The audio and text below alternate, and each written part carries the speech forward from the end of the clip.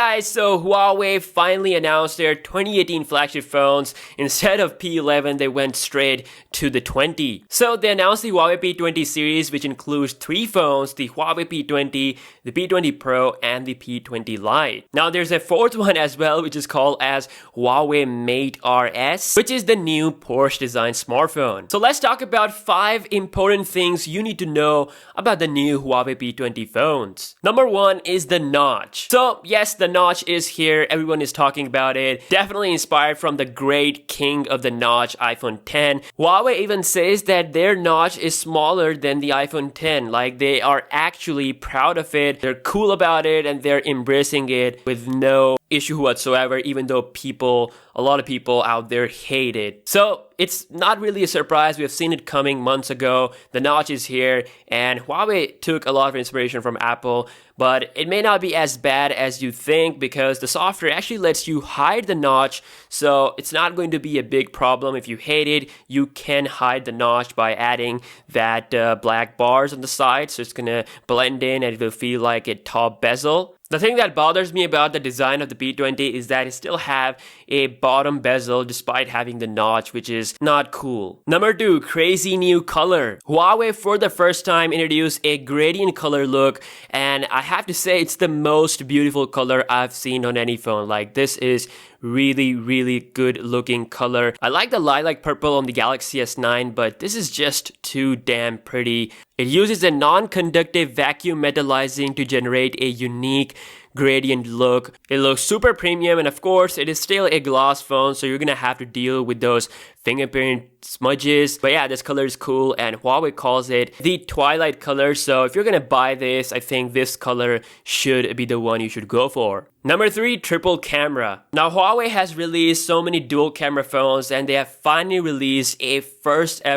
world's first ever triple camera phone. So the P20 Pro is the first phone to have triple cameras on the back. Now the main 2 camera sensors are the usual cameras like we have seen on Huawei P10 family, that traditional monochrome and RGB combo, but now the 3rd camera is added for that telephoto zoom. So it's the 8 megapixel resolution camera that lets you do 3x optical zoom or 5x hybrid zoom. As for the main dual cameras, you have 40 megapixel RGB camera sensor and a 20 megapixel monochrome sensor. So Huawei has bumped the resolution to a monster level. You can take 40 megapixel high resolution photos, which is insane. The quality of the pictures will look amazing. By default, the phone will combine different pixels into one and make a high resolution 10 megapixel picture. This strategy is very similar to the late great Lumia 1020. Now the pixel size for the P20 Pro camera is set to be 2 micron meter, which is huge for a smartphone. This will allow the phone to take a lot brighter and high resolution picture compared to, let's say, Pixel 2 camera,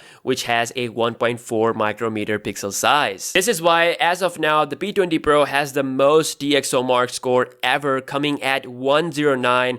And that's a lot more than Galaxy S9 or Pixel 2, almost 10-11 points ahead compared to those phones, and much ahead of iPhone 10. That's a crazy leap. I mean, we haven't seen this much increase in the score even with the Pixels when they got released. So Huawei P20 Pro is setting the bar on a whole new level. Even the normal P20 is at 102, which is amazing. I can't wait to put this to the test, but from the DxOMark testing, we may be looking at the best camera phone of 2018. Apart from taking crazy high-resolution photos, the camera can also shoot 720p 960 frames per second slow-mo videos just like the Galaxy S9 family, and it has a 4D predictive focus, so moving shots of flower or babies will come out clear. Number 4, in-display fingerprint scanner. Now, like I said, Huawei has announced a new Porsche-designed phone, the Huawei Mate RS, and that phone actually has no notch, and it comes with dual fingerprint scanner, which actually sounds pretty stupid.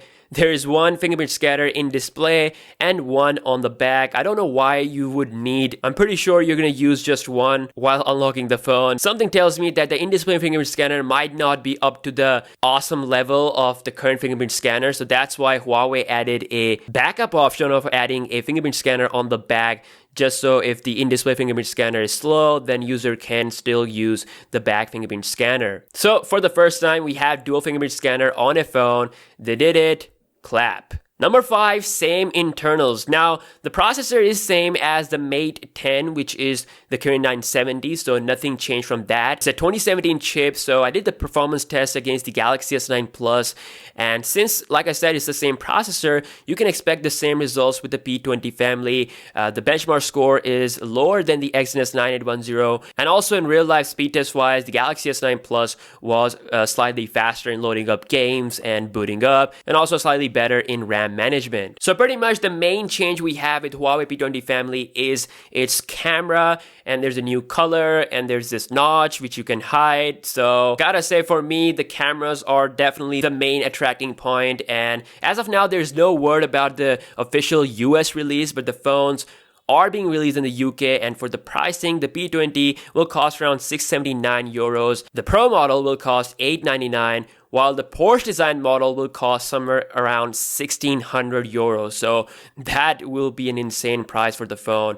I think most people will go for the P20 Pro model because that's the model with the most features. So they are expensive phones, but like I said, the best thing is that camera is the main selling point of the phone. It's safe to say that Huawei will dominate the camera smartphone game until, let's say, the Pixel 3 or iPhone 11 or the Note 9 comes out, which is about 3 months late. So yeah, let me know your thoughts on the P20 Pro and P20 family in general, what you think about everything. And yeah, I will see you in the next one. Peace out.